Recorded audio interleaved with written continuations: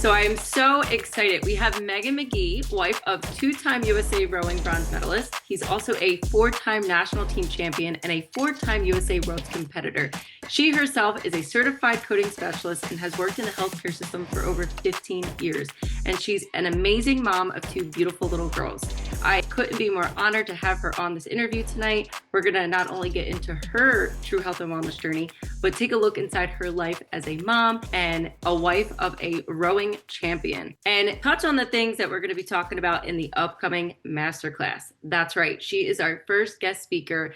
We're going to be doing a live masterclass coming up soon, and it's really exciting because this is the first masterclass. This is truly the event that you do not want to miss because we've never had a guest speaker before, and she just brings so much wisdom and inspiration for women. She has that natural light about her and the ability to uplift anyone in a room. Thank you so much, Megan, for being here. Thank you, Crystal, for having me. I'm so excited to be here. I can't wait to inspire and lift up women. I truly believe that there's room at the top for all of us, and I'm just so thrilled for this opportunity. Oh, I am so excited as well. So we do share a commonality in the fact that both of our husbands are athletes, and just that experience alone of supporting our husbands through those times are so interesting. So if you want to get started with that, if you want to talk about your experience with Tobin and what that's all about. Yeah, so we met about 18 years ago. He was a freshman in college, and he was just rowing for fun, just making the varsity team and just doing his thing. And I remember early on when we were dating, like first started dating, I had asked him, like, what do you want to do with your life? And he said, like, I want to go get a world medal for USA. And I just remember, like, without a hesitation saying to him, like, you're gonna go do that. And, and it's been a whirlwind because he's done it twice. And so shortly after college, like the summer that he graduated, he made his first national team. And so that was 2010, and he was only 21. And then in 2013, he had said, hey, Meg, like, there's this really great opportunity. Like, I think there's a good shot to like actually medal at this. So I said, okay, like, let's do it. And we moved all the way to Boston. And that was such a grueling process. So That's where you're from, right? You're from Boston. yeah. So I'm from that area. So it was so great because I was like coming home. So it was like, oh, of course, like love it. Yeah. But it was such like, you just never know what you're up against. So it's like, first, in order to even qualify to like make a boat like that, you have to have a specific like rowing race like time. And then from there, if you're good enough, you kind of put your name in the hat. And then all these different guys just fly over from all across the country and try and compete for this boat. And like, you don't have a place to live, so you have to find a host family. You give up your job, you give up your entire life of whatever you were doing, and it's unknown because it's not a guarantee you're going to make the boat. And you don't know until like a month in, like until you have that like selection race. So you could get cut after 2 weeks. You could get cut right before the final race. Like, you don't even know. So you just kind of believe in yourself and you go out there and you do it. And then the whole time it's like you seat race. So that's like different combinations in the boat to kind of see like which boat will go faster, which with each guy in a different seat and stuff like that. You test And it out. then, huh? So it's like you test it out to see what the Yeah, best. you test it out. You got to find all the variables. And then from there, you have the coach picks the boat. And then you have like your practice race, like on the course to see like how fast you can go, like all together. And from there, it's really the coach's discretion because you could have worked your butt off for that month. And if the coach looks at that race and says like, yeah, okay, like we're going to be the Team USA, but maybe it's not good enough. Like, we're not going to go. Like, they have every right to. Wow. So then you kind of go from there, but then it's like, you think like the hard work is done, but it's like, no, like, because then once you make that boat, whatever you were doing for that past month, it's like, we're going to do this times 10. So whatever you were doing and pushing your max volume and all of that, you're going to go beyond that. And it's not only like physically grueling, but it's also like mentally challenging. Yeah. And you're working out like 3 times a day. Your diet is as clean as can be. You're very disciplined, like you're getting your hours of sleep, like you're literally just eat, sleep, breathe, row. Unbelievable. And you got to fundraise too. All of this is self-funded. So, and it's like anywhere between like 3 to 4 grand per guy, I would say. So it's like, Interesting. yeah, Oh, it's wow. a lot of money too. Yeah. So you got to do all that. And you have to pay for, your lodging, your food, your airfare. You can choose to either, pay to have the oars shipped to that country, or you can pay for like the oars and like the boat rental there. But it's like everything's astronomical.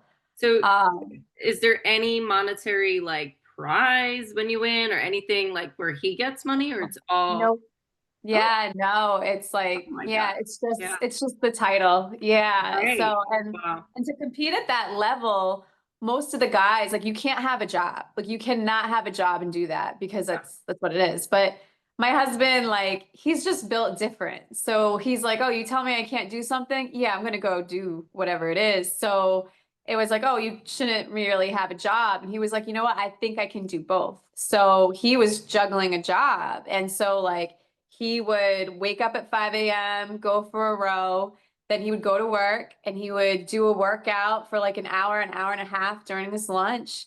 And then he would go straight to the boathouse right after work and he wouldn't get home until like maybe like 8 o'clock at night because then he'd have his night row. Right. Um, so it was So like a lot. how long did you support him through all of this? Like, so were you there from the beginning until the end? Yeah. Yeah. No, I mean, the entire time, like And that's the year, like how many years was this? he started on the national team in 2010 and then he like officially retired in 2016, but he still rows. He still does competitions, just not like international ones. And I think it's like so great.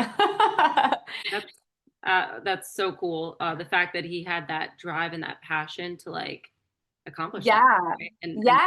I'm gonna do And then it's like you make the boat and then you go over there though. And Crystal, there's so many more challenges because then it's like you go to this new country and they're lightweights. So weight is very important. So you gain weight on the flight over.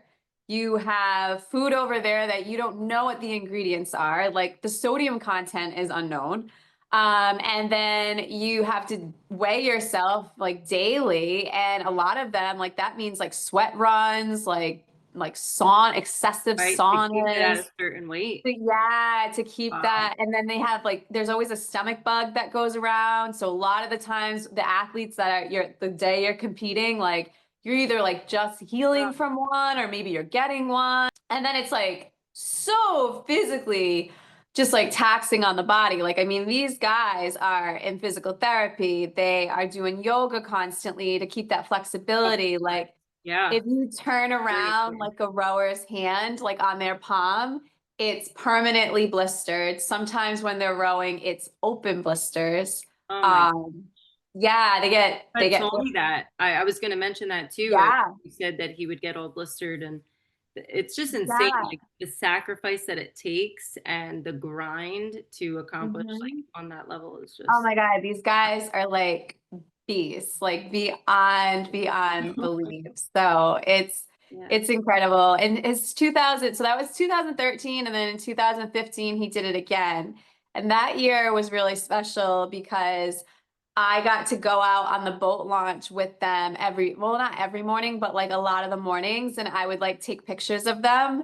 And so like I would see like, they were doing so great, but like as a coach, you can't just be like, oh yeah, you guys are good. Like you have to push them. So he was pushing them mentally, he was pushing them physically, and they would get off the water with all this testosterone. And I'm like, you guys look great. I'd be like all amped up. Like I'm like, woo, I'm flustered. But like, and like my husband, like He's cool as a cucumber at all times. Like he is the fiercest competitor you will ever meet. Like if you are going in a race up against him, you know he's going to give you a run for your money. Like you better have prepared correctly because Wow. he's going to take you for it. But he's so calm in the boat and so just like laid back and he's just like, oh, so he just channels in all that aggression into the oar and into the water. So So it's cool. really cool. There's a lot of things you're saying like that I just think of Albert like that it's Yeah. relatable. It's relatable when you're challenging yourself on all those levels like mentally, physically, emotionally and Yeah. pushing your body to be at a certain standard, right? Like to be able to do what you're trying to do. Like Yeah. baseball, even the foster home situation, like Albert, I know the minors is a grind. Like when you start, Yeah. you get drafted, like you got to climb a ladder and you're barely getting paid. You know, you're living in, Yeah. not the best places and hotels. And yeah, you have to find your way, like your own way pretty much until you get to that level. Uh, Yeah. I Yeah. think for Albert, like he started when he was 3, training. Aw. Like his parents were super dedicated his whole life.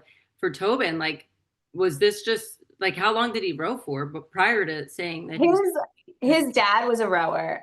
So he was always exposed to it really early. yeah, But he started rowing in high school. So like it yeah, was just something, it was like, okay, my dad does, like he wants me to do it, like sure. And then once he like was in college, it was like he was like really just like really found his gift. Like and like with rowing too, there's a lot of stereotypes. So like people always think like in order to be good, you have to be like maybe like 6'2" to 6'5". You got to go to an Ivy League school. Like that's just like in everybody's brains. And right. like he is not like he went to a really good school, but he didn't go to an Ivy League school. And then he's under 6 feet. So his legs are huge. Like they call him Quadzilla because he's all quads. But Right. it's like that's the Yeah. power of the boat. I love it. He's breaking those stereotypes. Like, I don't need to Yeah. be this in that Once box, again, right? yeah. Like, let's break through Yeah. that. Once again, it's like every step of like his life, there's been a hurdle and he's just jumped over that and surpassed it. He's like, no, I don't think so. But yeah, I'm just like, I'm so proud of him, not only the fact that he was able to accomplish his goal, but he was able to do it twice. And like that just takes so much discipline, so much hard work, all his tenacity, like he's just like amazing. And when he won his first world medal, I was not able to be there. So the second one, being a part of that boat and taking the photos for them and really like those guys in both boats, like those are my family. Like that's Biggest brothers right cheerleader, there. for sure. Yeah. Huh? I'm saying like I could just envision you being their biggest cheerleader and the Oh my same. God. Yeah, I was the Taking wife of the photos. boat. I'm like, yeah, like it was like I married the sport and and I'm like raising them over there. Yeah. But in 2015, it was so exciting. Have you ever seen the Boys in the Boat movie? Uh-uh. Oh my God. They do such a great depiction. It's from like the 1920s, I think. It's pretty accurate. Yeah. There's a book about it. But it goes through everything, from the blisters on the hands, Wow. um, to how hard it is to make the bow, to the fundraising. And then Yeah. all the way to the very end, there's a photo finish, which in 2015, when I got to go to France and watch them, it was like insane because they're like going down the course and I'm always at the finish line and I'm just up there like taking my pictures, like screaming my butt off for them.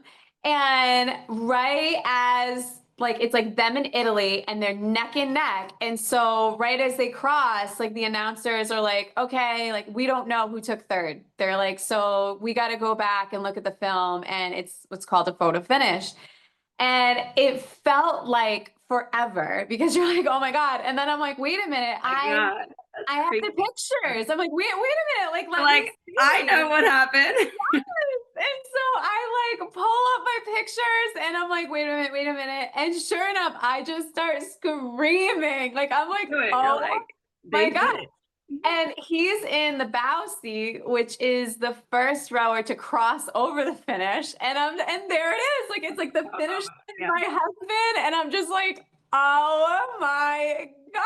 Like it was insane. It was so amazing. Yeah, that is so cool. Like I'm just picturing being there and all this going down. I'm like, oh my gosh, what an exhilarating moment. And wow, so cool. That I could just tell how proud you are too, like when you talk about him. And it's very familiar. Obviously, Albert winning a World Series, it was an indescribable moment. And you just are, it's like this feeling that, it's really hard to put into words and so cool to Yeah, watch. you're so proud of just the hard work that they've done, their team has done.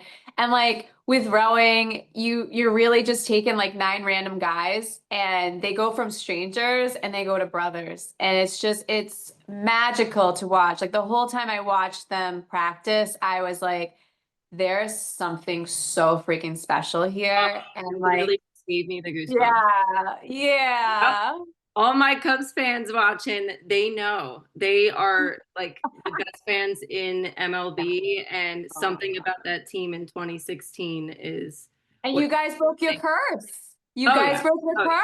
So yeah, it of was course. like even more. Yeah, the history just like was a cherry on top. The fact that that team was so deserving and waited so long and went through so much pain and suffering and watched so many different teams not, get Yeah. to that place that they've been waiting for so long. So the fact that they did it, that team, you could just tell, like you said, like it's so similar when you're describing the experience and all the pieces that go into it and the Yeah. feeling, and it's just a really unbelievable environment to be in, and that I'm Yeah. sure you guys will cherish forever, and Yeah. tell your kids and they'll tell their. Yeah. Yeah, I love that you got to experience that and also shared that with everyone, because I do feel like rowing isn't, a very known sport. Like not everyone knows what goes into it, and especially those details and what the sacrifice and the dedication that you need and the drive and And it all looks the. really easy and it's just not. Well, such an inspiration. Speaking of inspiration, who would you say your biggest inspiration is, or who inspires you the most? Aw, so I have a lot of inspirational people in my life. I think like, if you're close to me, then there's something that inspires me about you. Like I love all my friends to death. But if I had to pick one person, I would definitely have to give it to my dad because he's just amazing. Like obviously, like he's my dad, so he raised me, but like he's so smart. He had a really good, successful engineering career. As soon as he retired, he got on his bicycle and he cycled from Seattle all the way over to like Maine and down to Boston. Like it took him like 3 months. And he did it in like all different types of weather. Like he was just insane. And then like the thing that I think I admire most about him too is like he just doesn't give a crap what like society says. He Yeah. does what he wants. He's authentically himself and he's okay with that. And he's so happy and he's so positive and he's just such a light. So anybody that's around him, like they're just like, oh my God, like this guy's so cool. I want to just like be with him all the time. Like he's got the best personality. I think you take after him because you truly have a light in you and an energy about you that's just so welcoming and uplifting. And every time I've told you this since day one, every time we talk or, we haven't been in the same room together yet. Everything's always, digitally or through Zoom. But yeah, that's the feeling. No, soon. So tell me about how it is like in your own health journey. Obviously, you've came into the True Health community and have been such a light, not only for me as a coach, but the other women in the community. So if you want to share a little bit about your journey and what that means to you, like what motivates you and inspires you to be true to yourself and healthy from the inside out and outside in. Yeah. Well, I started like this healing journey like maybe like 3 years ago. And with that, I'm like most women and, just many people out there. I just had just not a positive relationship with food. And so like when I get stressed, like I won't eat. So some people are like emotional eaters. I'm like just not. And I cannot eat for like a really long time. And I think it never really, it kind of like flew under the radar with people because I always work out. So people just thought like, oh, she must eat really healthy. And then like when I was eating, I just wasn't choosing like the appropriate options. I think I was just kind of winging it. And then all of a sudden, you get into your, mid 30s and what you've been doing just suddenly doesn't work anymore. And you've got like, you're on the heels of like perimenopause and like all of that hits you like flat in the face. And it's just like crazy. So I just decided, loving myself is really important. I think that's really important for everybody. And I just looked in the mirror one day and I was like, how can I really say I love myself if I'm not properly nourishing my body? And I have two little girls that look up to me. I do not want them to develop any of that. Monkey see, monkey do. So I don't want any of that. And I want to be the best mom I can be. But in order to be the best mother I can be, in order to be the best wife I can be, like I have to be my best self. And so that really, starts with nourishing my body and taking this journey. And I'm so happy that I did because you've built such an inspiring community.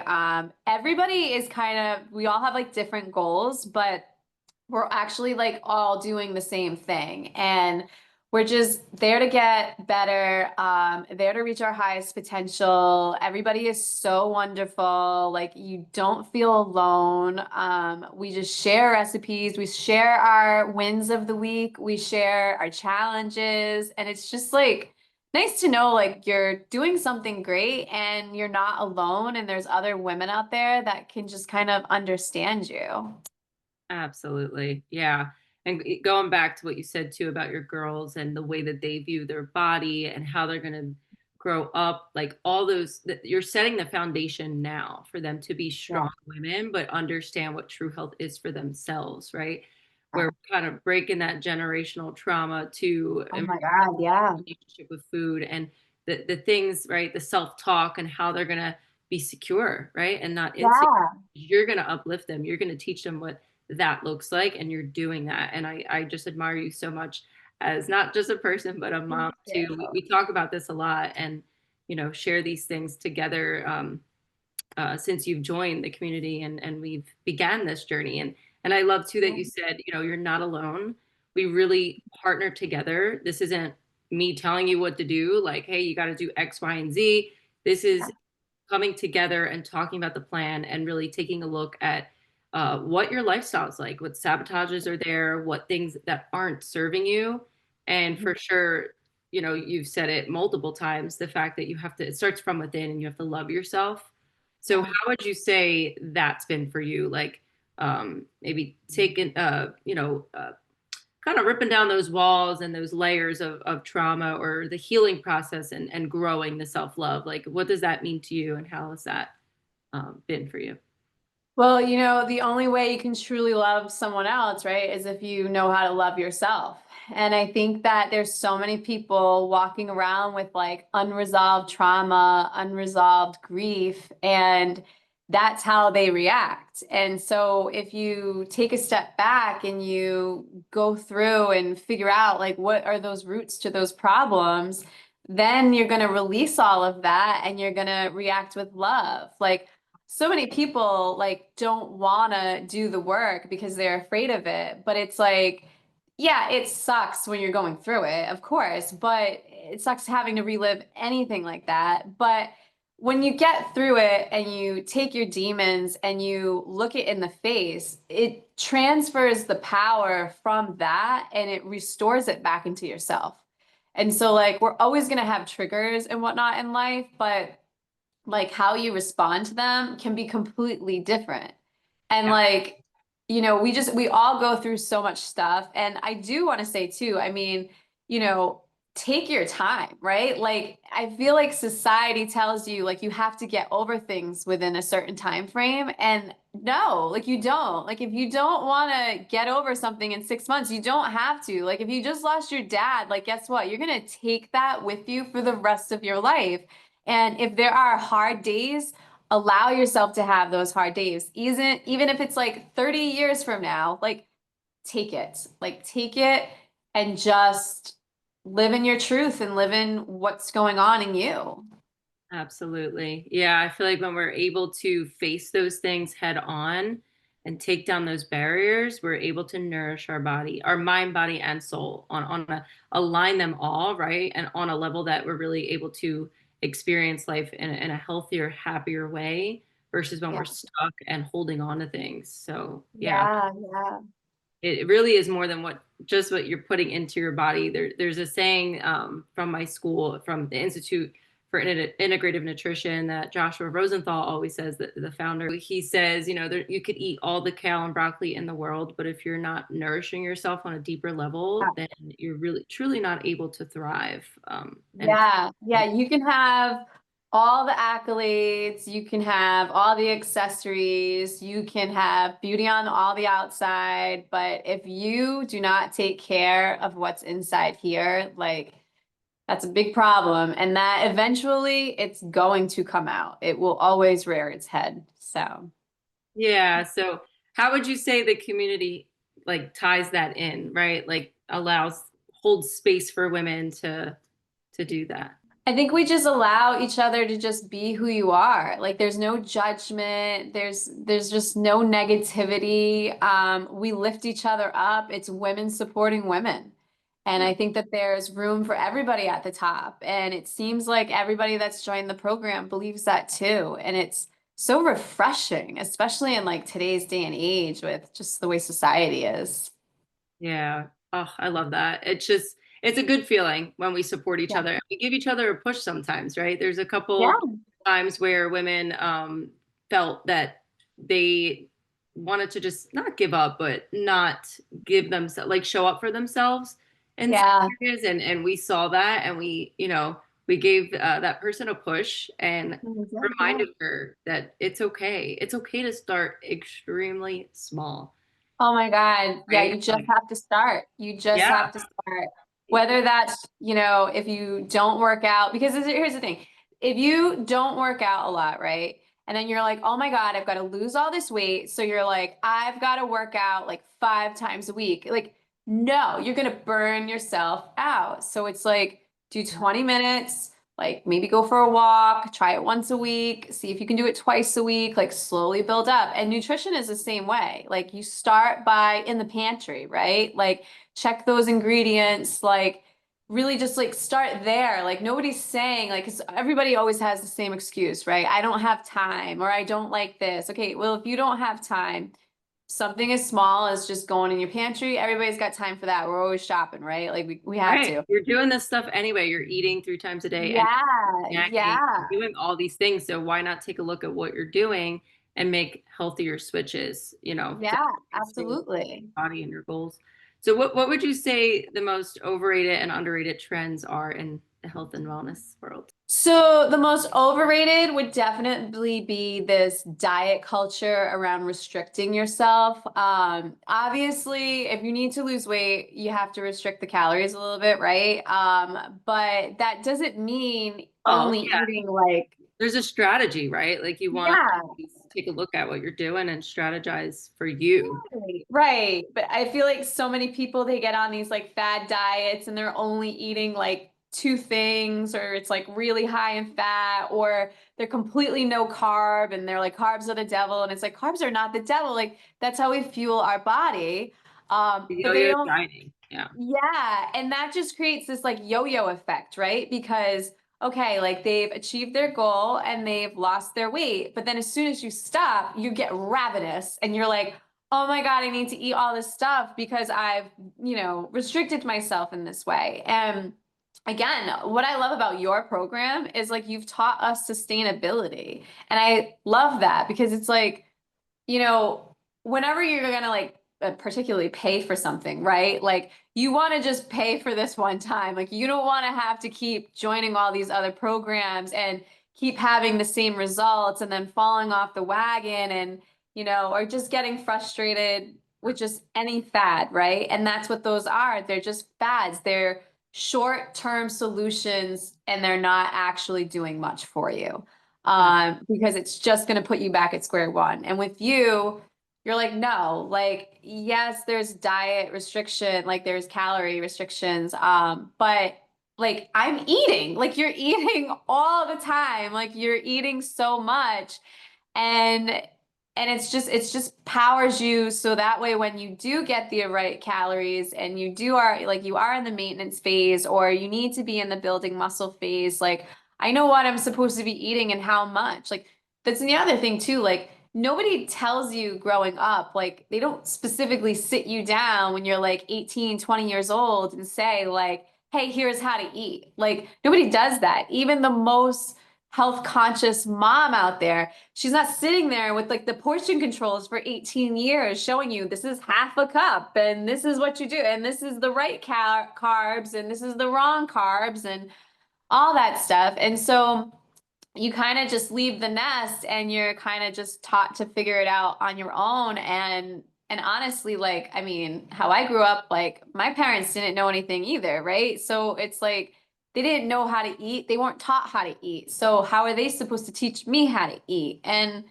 Really good. also what they knew back then too. I mean, they didn't know the things that we know today. So it's constantly changing and it's constantly evolving, but I think that the whole restriction thing is totally the most overrated. But the most underrated by far is therapy. I think everybody needs a therapist. I think, again, like it starts here. It starts with your mental health. Like if you're not good, then you're not going to project yourself well. And there's like that saying of, whether people like you can hate me or love me and it has nothing to do with me. And that's true because it's just a reflection of wherever that person is in their life. So Yeah. therapy is like really good. I mean, mental health is huge, right? I always say in the way that I teach in my 5-step program is it starts in the mind. You change Yeah. your mind, you change your life, right? So you really Oh have my to God. start Yeah. there and take a look at what you're thinking on a day-to-day basis, what self-talk do you give yourself, like what is going on up here, and that's going to translate in your actions and eventually to either cause pain or health, right? Or go one way or the other. I did want to say something too about what you mentioned with the food and like learning how to eat and really support our bodies. I always say this analogy, we're like onions, right? So from the time we're born all the way till now, we build all these layers as people, whether that be through our parents and the way they teach us or our environment or where we went to school, right? School lunches and food, don't even get me started with that.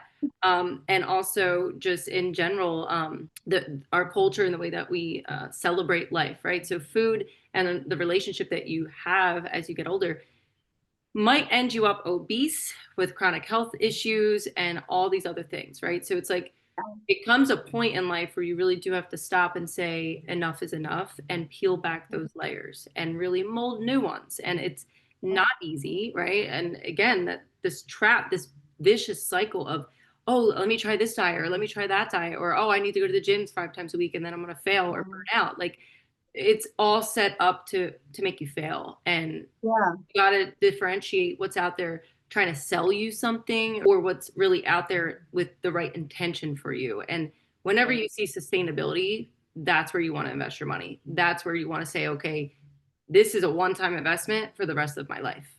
Right? Yeah, yeah, and invest in your health. Like we always say, particularly as parents, like the most common phrase we say, right, is like, I would die for my kids. And Yeah. I saw a quote and it's like, instead of saying I would die for my kids, how about we live for our kids? I Like, how love about we be the best versions of ourselves? So mentally, we break those generational cycles, right? And those curses, and we don't put that on our kids because guess what? If you don't take care of your traumas and stuff, that does go on to your children and then they have to work through it. And people just don't realize that. So like excruciating. Like it's tough. It's exhausting. Like I'm exhausted every day. But it's like, if that means my kids are that much better off, then sign me up, you know? And then it's like the physical part of it, right? Like it's like you want to be able to run around with your grandkids. Like I want to be able to help my kids. Like not all of us have villages, and I want to make sure that like my kids can count on me. Like Sunday dinners until I'm literally in the ground. Like, you know, and bath times, like I'm coming over. Like, you know, they get sick, their husbands get sick. Guess what? Like I'm putting on my mask and my gloves and I'll be there. Like you know, just help them out so they just feel supported in all the aspects of their life.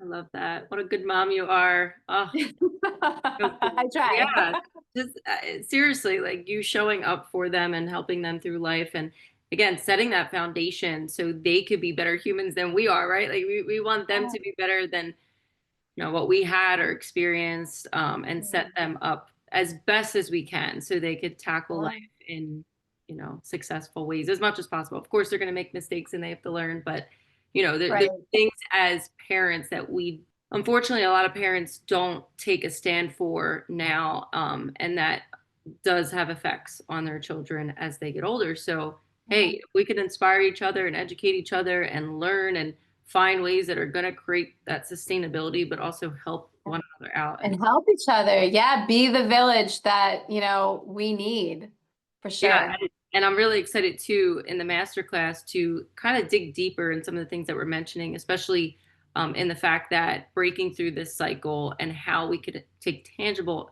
action steps today to set ourselves up for that sustainability and having that space where we could talk through that and really light a path up for women to inspire them and impact them to take a stand and start their journey is going to just be so rewarding and really a cool moment. So I'm so excited for that. We'll share more details too towards the end of this, but I wanted to ask you, so how do you handle stress? Like what is your go-to technique or something that works for you? Yeah, my go-to technique is definitely positive affirmations. That's like first and foremost. Anytime I get stressed, you know, it's like I can feel the heart racing, the skin gets flushed, and I just like immediately I'm like, okay, like you're okay, like everything's fine. Like particularly like I get it, you know, as every mom does, you know, we lose our cool on the kids. And then I'm like, oh my God. Like, because it's like instantly I'm like, am I a bad mom? I'm like, oh my Mom God. guilt, right? The mom Yeah, guilt is the real. mom guilt is so heavy. And so you're like, oh my God. But then it's like immediately I have to be like, no, because whenever we freak out on our kids, it's never really the kid, right? It's really what's going on here. Like maybe you're hungry, maybe you had a long day at work, maybe you miss your husband. Like, you know, like if your husband's been traveling for a while, you feel like a single mom. Like it's a lot. And you know, so if you could just like reel it in and then I transfer it with the kids because I feel like growing up, you know, if mom and dad ever got mad, it kind of felt like, oh, do they like not love me? So I always get down on their level and I'm like, you're good, you're fine, you're a good kid. Mommy's just going through something. It's not you. And I just remind them that they're amazing and how much they're loved and that, you know, everything's going to be okay. And I just I make love sure they're okay. Like, you know, I've been doing positive affirmations with them since they could talk.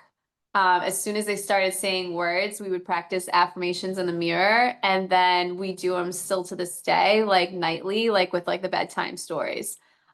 Because I just feel like it'll help lift up their confidence and instill that confidence. that. Absolutely. Um, Yeah. but it's funny, you know, how we handle stress. Like, I know you can relate, like how we handle stress compared to like how our husbands handle stress. Like, you know, we're not athletes, so we're not like out there, like, you know, with some athletic outlet. And I've talked to Tobin about this, and I'll be like, like the last 500 meters of a race, right? You're physically exhausted. Your hands are completely blistered, right? You're in a lot of pain. Your legs have lactic acid built up. Like you're in a ton of pain. I'm like, how do you finish? Like, how do you get there? And he's like, I tell myself I'm a piece of crap and like I suck. And I'm like, what? Like, Total what? opposite. What Yeah. are you talking about? Yes, like, and that's what these athletes do. And I'm like, if somebody was telling me that, like, I would cry. Like, when I'm doing my workouts, like, I'm like, yeah, go get that ass. Like, look how good you look. Like, I'm like building myself up because I'm like, Yeah. if I You look got really to. good, That's I'm gonna continue. But and that's what happens in the boat, right? You have a coxswain that's screaming at you the whole time, and then like they have an indoor rowing race. Oh my God, they have an indoor rowing race in Boston called Crash Bees.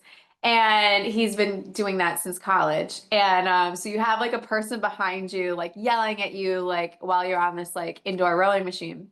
And there was like 1 year that he wanted me to be his coach. And I was like, okay. But I'm like, I'm gonna give you, like, I'm gonna tell you, like, babe, you look so good. Like, I'm like, I don't know. I'm just gonna scream at you and be like, yeah, you're doing it, right? probably And like, yeah, I mean, he's used to it, right? Like he loves it. But he was like all these other athletes, you get to like the last like 500 meters and they're just screaming at him like legs, use your legs, like that all stuff. And I'm like, I'm just looking around and I'm like, yeah, count me out. Like I don't want this. Like I couldn't do it. I couldn't do it. oh my gosh, that is so funny. I'm just picturing everything you're saying, and I'm just like, it is crazy how we're different. Like women and men are completely different. I see it all the Yeah. time. The way, like I, calculate things or think about things, and then Albert's response will be different. And I do. I really like to take a step back and just think about like, and it all comes down to their upbringing too, right? Like the Oh, way yeah. we were raised versus the way they were raised, and you really got to Yeah. find that common ground of like how to balance both. But Yeah. the self-talk and the way that the mindsets are, yeah, are so different. I always think back to zodiac signs. Like I'm always Oh blaming my God. Yes. the fact that he's in Aries and my sister's in Aries. So I'll always be like, you're acting like my sister right now. So I like pinpoint those things too. I'm a Capricorn, so I do. I think about like I Love it. read the horoscopes. I'm like, okay, it's Yeah. understand their personality more and the way that they think, Yes. and it's Oh no, yeah. Yeah. I'm a big believer in like the three signs. So like your sun sign, your moon sign, and your rising sign. And I'm like, if you know those three things in a person, like that just tells you the whole picture.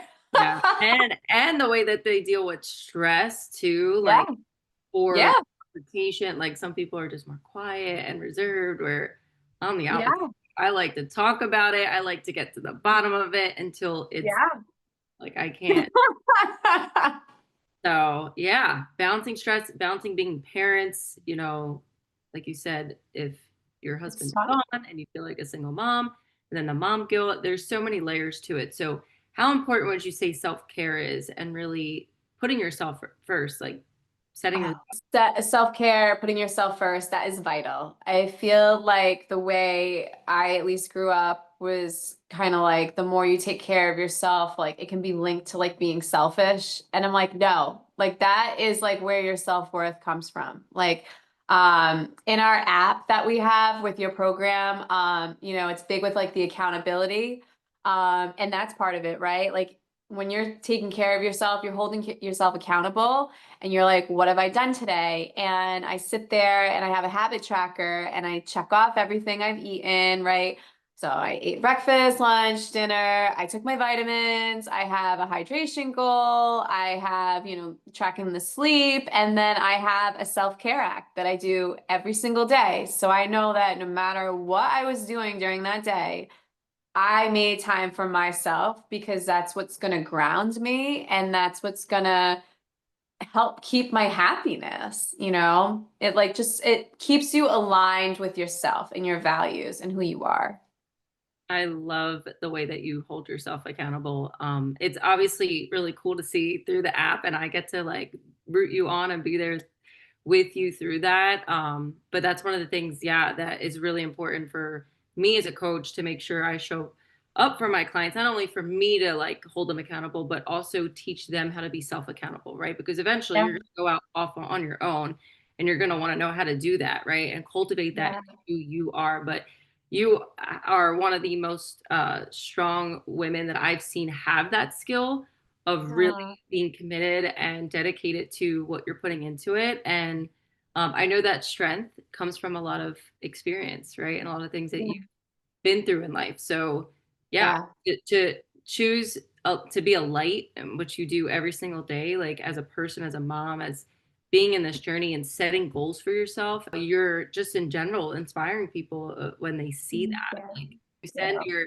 your updates on your photos and the physical transformation. You know, we talk so much about how this Yeah. internal transformation, but tell me how that feels like when you just see Oh my your God. baby, what's happening.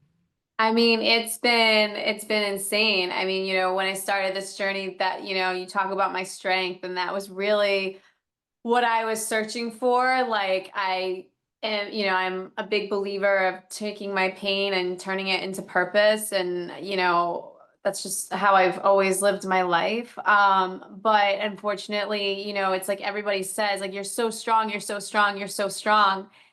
And I know that, but I wasn't seeing that in the mirror. And it's wild because I sit there and I say that now, but like if you take like my progress pictures, like my first one compared to where I am now, like I don't even know that girl. Like that girl, her body was holding on to trauma and grief and just things that she wasn't meant to carry for the rest of her life. And I've not only shed pounds, but I've just shedded all of that. And I just really feel like I've just really come out of my old skin and really like, hey, like I'm here. Like I am here and I love myself and I accept myself and it feels powerful. It feels so freaking good. Oh, I love that you just said, like, even just looking back at the person you were, what, 3 months ago, and Yeah, it's only been 2 months. looking at that one woman in the mirror or even in the pictures, it's like such an indescribable feeling. And it's such a privilege to see you go through that and be along this journey with you. So, Yeah. so happy to hear that. And that's been your experience. And yeah, Mhm. I know one thing that we always say too is progress over perfection. So giving Absolutely. yourself that grace and that patience, it doesn't Mhm. have to look perfect. Some days you might feel like you're giving a 10, other days you're given like a 7, but, or not you in Yeah. particular, just in general, Yeah, like yeah, the way that yeah, it's going to be. Yeah, definitely that consistency and that patience that you give yourself is just really key in all of this. So yeah, yeah. And you thank have to remember too, like whatever your body looks like, it didn't happen overnight that way. That's years. So, you. and when you're going to transform your body into a healthier version, you have to have that patience because again, it's not going to happen overnight. It's not going to take years, but it's going Right. to take, a couple of months, like, and you're going to start to see it, and then the people close to you start to see it, and then strangers start to see it. Yep. Yeah. And that's the thing too, like the confidence just keeps building, right? It's all a Yeah. building Oh my process. God. That's what's so cool because you get addicted to that, like the results, how other Yeah. people see you, how you see you, literally the transformation that's happening on so many different levels, and the momentum and the ripple effect that takes place once you start plugging in the missing pieces and align on a sustainable path, right? But Yeah. it's a foundation, but it's custom to you. Like there's Mhm. only one path that could look like what it's going to look like for Right. each person. So Everybody's health journey looks different. Everybody's happiness looks different. And again, like I keep talking about your program, but I mean, that's what I love about you as a coach. Like you meet people where they're at and you don't push like your goals onto them. Like I feel like there's so many trainers and so many coaches and they're like, you're only going to succeed if you look this way. And it's like, maybe somebody just wants to lose 10 pounds. Maybe they want to lose, like, they just want to go down 2 dress sizes. Maybe they're happy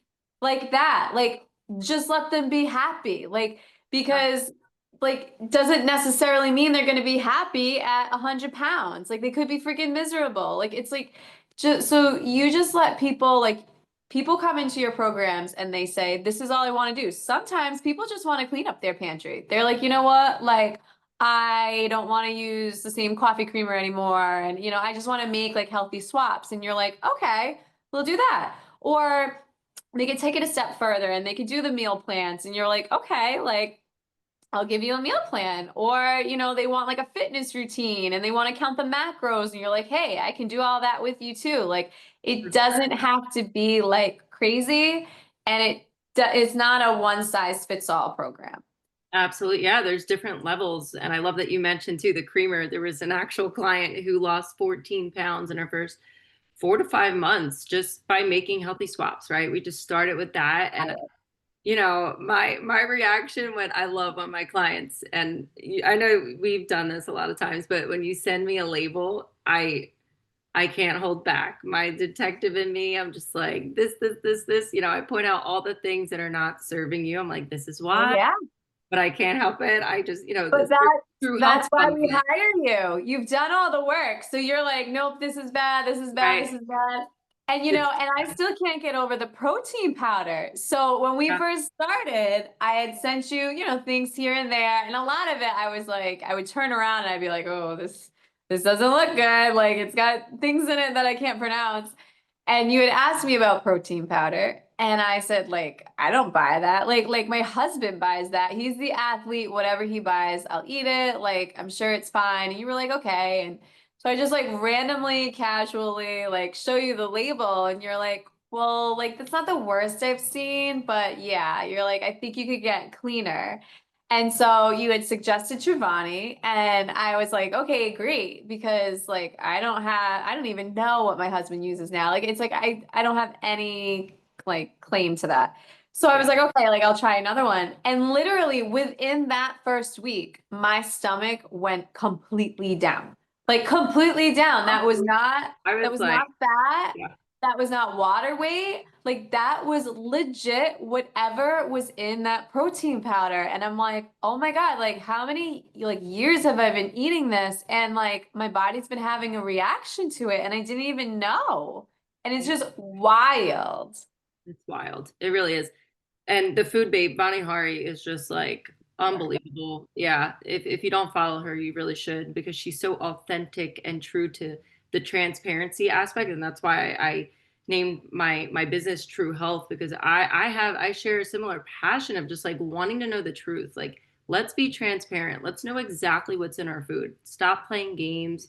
All these companies, they spend billions of dollars literally to trick us. Not only like the actual label will say something and mean another thing, but also the ingredients are made in a lab. They test it to make sure it's addicting. And our brain actually develops these connections. They've done studies on this. You could look up the research Yeah. articles, but they've done studies where your brain actually makes connections uh, that want the food. Like it literally triggers and Oh, signals to your body. It tricks your liver. oh God. It hijacks your system. So if you're still, eating more processed food than not, like you really have to look at the balance because no one's going to be perfect. Again, Yeah. going back to progress over perfection, it's just impossible to be 100%. Yeah. So let's just get that expectation out of here. Let's be realistic. But you do have control, right? Like, what are you buying for your pantry? What are you buying for your fridge? What environment are you creating in your home, which is usually like 80% of where people live. Like they're not Yeah. Yeah. ordering out a lot. And the processed food addiction is so real because Yeah, since I've been with you, I've stopped processed food and I'm like, oh my God, I feel like I was addicted. I'm like, I still have like dreams about like I can just like go into the grocery store and be like, oh my God, I know what that tastes like. Like I want that. But then it's like, no, I don't actually want that. But there's something inside of me that does. It's that weird. chemical reaction, and it Yeah, takes time it's so sometimes to weird. detox from that. But yeah, the more that Yeah. you choose real whole foods and set up a foundation of like getting those habits that you need into your lifestyle. Again, this isn't it's going to look different for everyone, but finding what that is for Mhm. you and having a roadmap of how to do that and support you, accountability, Mhm. all those things is really what's going to create that environment forever for you, Yeah. right? Like that lasting. Yeah. Yeah, you've done such a great job. And yeah, since day one, that was like one of the first things that we did with the Yeah, protein that powder. was literally the first week. And then I was like, okay, she's got me. I was like, keep it coming. And then you sent a Yeah, lot. I was like, Okay, well, what else you got for me? Like, let's go. I like get like all excited when I see a post come through on the app of a label. I'm like, okay, let's go. Like the more my clients send me that, I just that's what I'm here for. Like let's navigate it together. Let's, find those swaps that you're going to enjoy. It's not like you're not going to enjoy the food, Oh my God. Yeah. I mean, you've got me eating like all day, every day, and I am loving like it's real food. It's great meals. My kids love it. Obviously, my husband loves it. It's like it's so good. And then I like it too because it's like you have a craving for something and I can be like, oh, like I want sweets or whatever. And you're gonna give us That's like sweet. so many recipes. Yeah. And you're There's like, no here, restriction like at all. yeah, exactly. Exactly. And So there's it's all different levels to it too, which I oh love that yeah. you said that. Like again, if someone wants to count macros and calories and have specific goals, then let's work with that. If it's just basics of like adapting to healthy, sustainable habits, Yeah. and you work your way up to that. We have one client now who started out, and I think you, Megan, too, started out with just, the basics. And then it's like, okay, let's take it to the next level. Let's start Yeah. actually, doing more within, Yeah. your environment and those goals that you want to reach. Specific steps are going to reach certain goals in a certain amount of time. So when we take a look at that and we adjust and make those decisions together, when Yeah. you're ready, right? When it feels good Yeah. for you, then it's not pressure. It's not like, oh, you have to do this, you have to do that. You're deciding with me. So it's like, again, we partner on the plan and make sure that you're set up with Exactly. the tools, the resources, and the support that you need to be successful. Yeah. Start where you are, not trying to Yeah. be you're not. So yeah, and And if it's there's ever anything that like I don't like, I know I can tell you and be like, oh, like this upsets my stomach or whatever. And you're like, okay, like you don't have to eat that. It's not like somebody's telling you like you have to eat this weird stuff. Like it's like yeah, what? you're independent. You are in control of everything. Yeah. You're just again just in an environment that's gonna help you be successful. It's setting you up Yeah. those pillars of like, okay, I know Yeah. what to do. I'm gonna do it. I'm gonna start here and then build, which is so cool. And yeah, I wanted to say something too, which is really funny. In one of our group calls, one of the girls mentioned that she saw somewhere like a type A mom, type B mom, type C mom. Remember that? That Yep. Yep. yeah. Yep. And yeah, so type A is like obviously moms who are super strict, right? They don't want their kids to eat anything unhealthy or processed, like they're just over the top. Type B is a mom who doesn't care, right? They just, whatever Yep. in front of them, whatever society brings, that's what they're eating. And then type C moms is truly like I would say where we fall, where we're trying Yeah. to find that balance, that 80-20 balance. If Yeah. yeah, Yeah, like I let my kids have like a little bit of some stuff, but then yeah, I'm also like balancing their plates and I'm showing them like, always have a fruit or a vegetable and have, the main portion, your protein, and then like an applicable carb, but they can have like Doritos and, I still love a good Pop Tart, but so yeah. I'll give it to them. But it's like I don't want them to turn 18 and then just be living at, in this unhealthy space. Like you want to give them a little bit of Either exposure, one but you is also not. want to teach them like it's not all it's cracked up to be. Absolutely. Albert makes fun of me all the time, or not makes fun, but he's nervous. He's like, you're going to make them have a food rebel, or like when they turn a certain age, like I guess 18 or whenever they're living on their own, they're trying Yeah. to buy all these unhealthy things because I don't allow them to eat it. Like I haven't bought cereal in years. I don't think I've, Wow.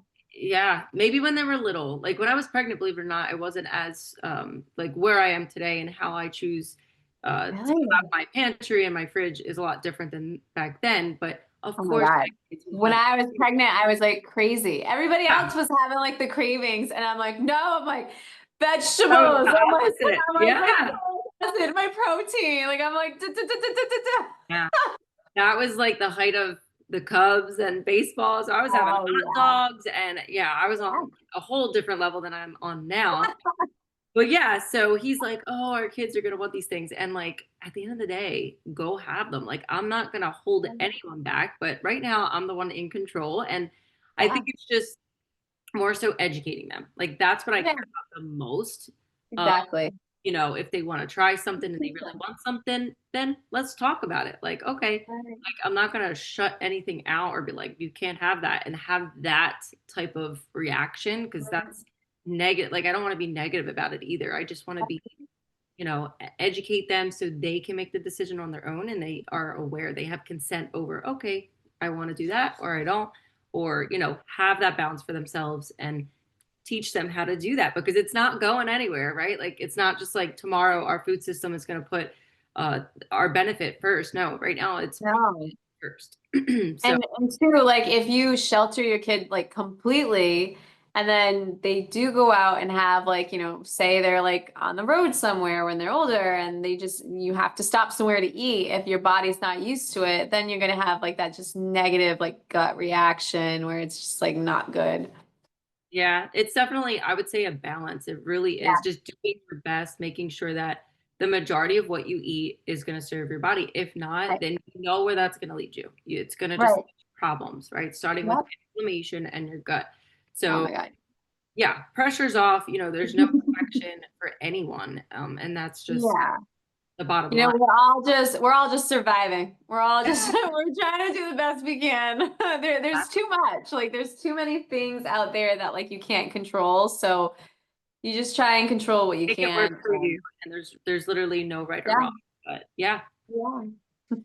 So the next thing I would love to hear from you about is what you do for a living. So let's get into that. Like, what does health advocacy mean to you, and where does that stem from when it comes to your job and the environment that you're in? Yeah, so I am a certified coding specialist. So I've been in healthcare for over 15 years. I think I'm like getting close to 20 now. I work remotely for inpatient hospitals. And so if you're ever admitted to the hospital, like I see the chart.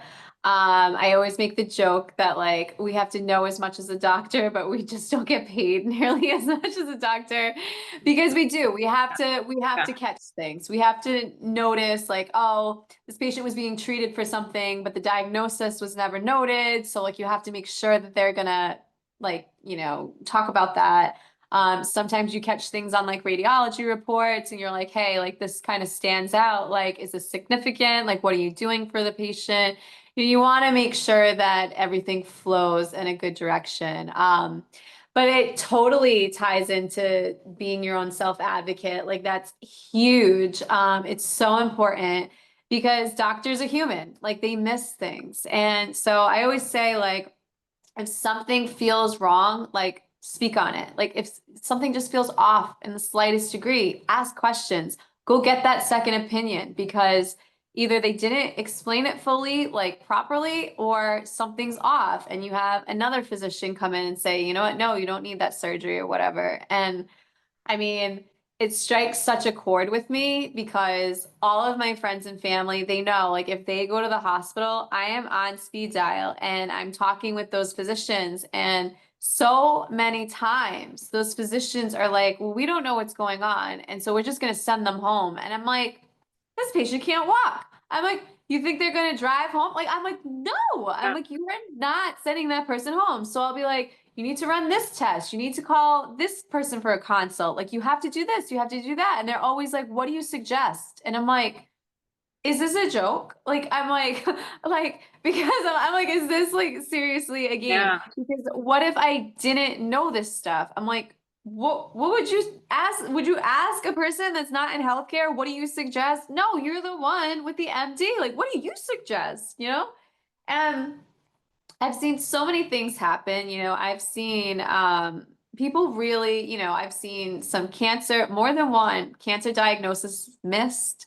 And then those people, figured it out somehow along the way. And then they had to bring it to their physician and say, hey, like this kind of doesn't look benign like you told me.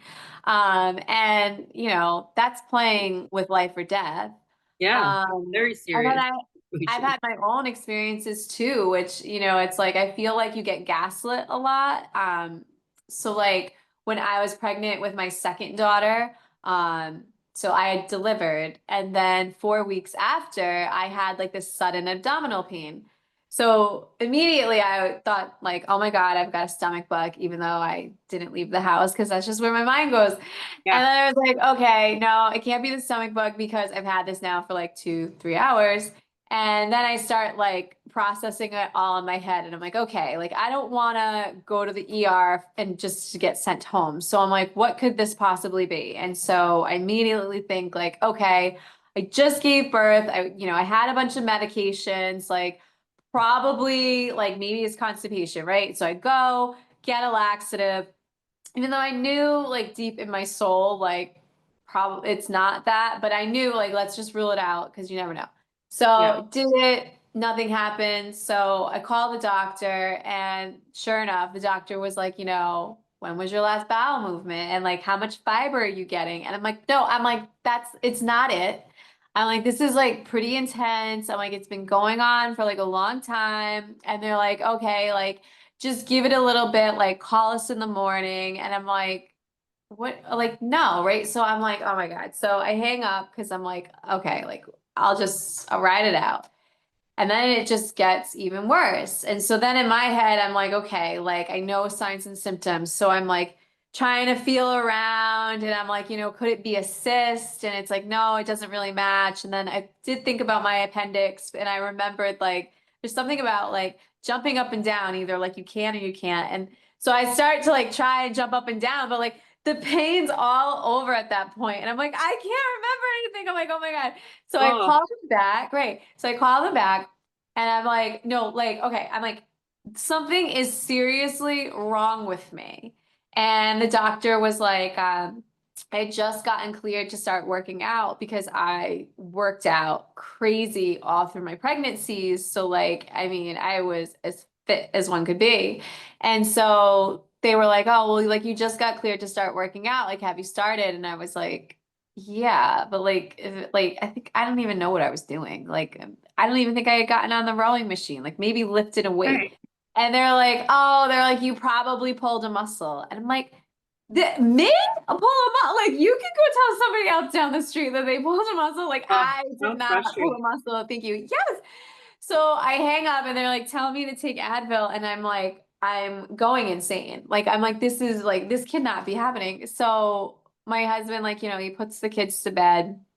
And I say to him, I'm like, I have to go to the hospital. I'm like, something is really wrong. And I was able to drive myself. I live close by, so I was able to drive myself. But literally, when I got out of the car, I had to crawl from the car to the emergency room. Like that is how bad it was. And what Wow. ended up happening was my appendix had burst. Oh And then my. they're like, oh my God, you need emergency surgery like straight away. And And you were by because yourself, right? Like you went I by was all by myself, like It's that whole scary. experience, I was like, what the hell is going on?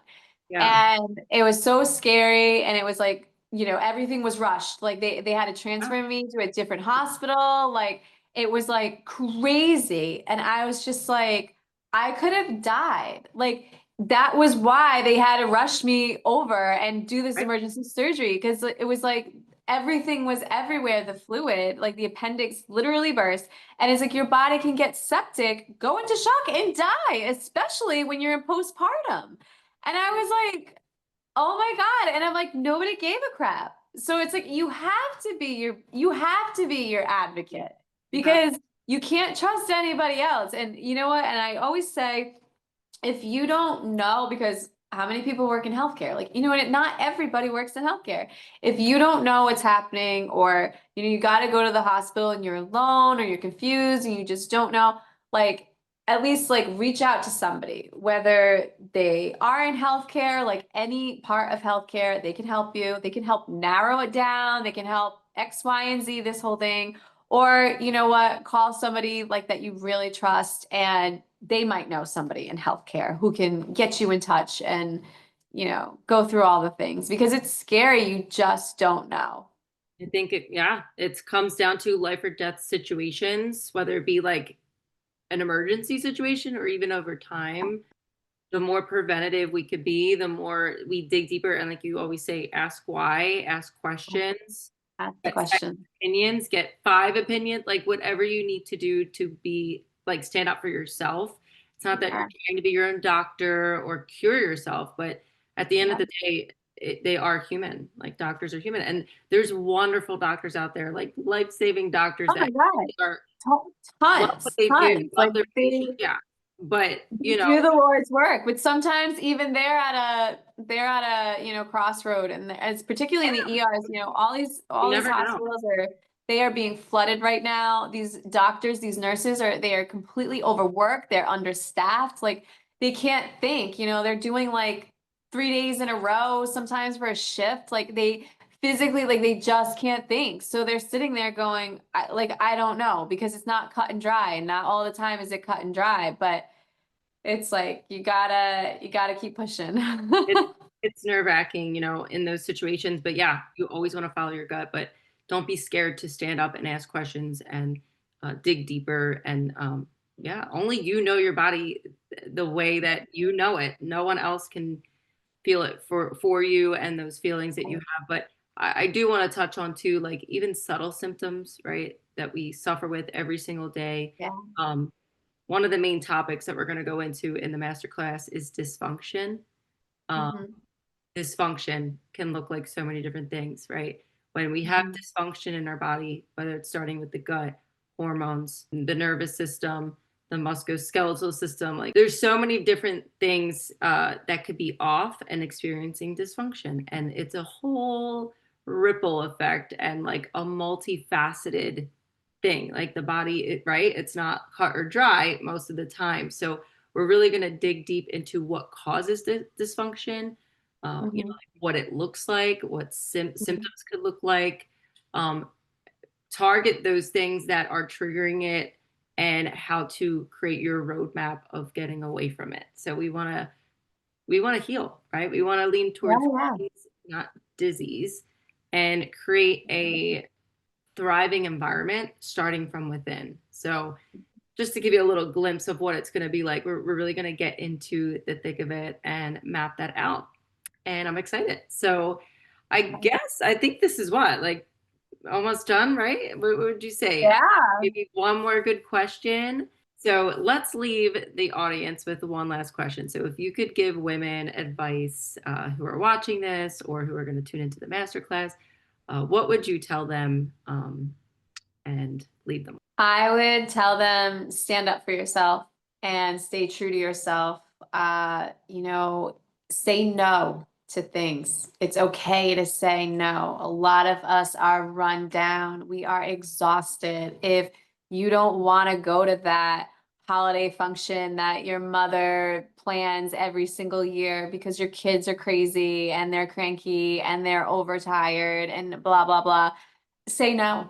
It's okay. They'll get over it. If you don't want to go out with, you had made plans with a friend and you're tired or whatever, say no. It's okay. You don't have to give an excuse. It just be live authentically in your skin and the rest will follow. And as long as you're happy, like that's most important. So there's a lot of crowding out we talk about with like food, but also do that with like negative energies. Like surround yourself with positivity and just be who you want to be. That absolutely. You're setting, boundaries, putting yourself first, prioritizing you, filling up your cup, Yeah. putting your mask on before others. There's so many ways to say it, but absolutely that is key in being healthy from the inside out and outside in is making sure you show up for yourself and do the things you need to do to thrive so the ones around you can thrive, right? Like you're Yeah. just gonna be that role model and influence the ones you love. It's a domino effect.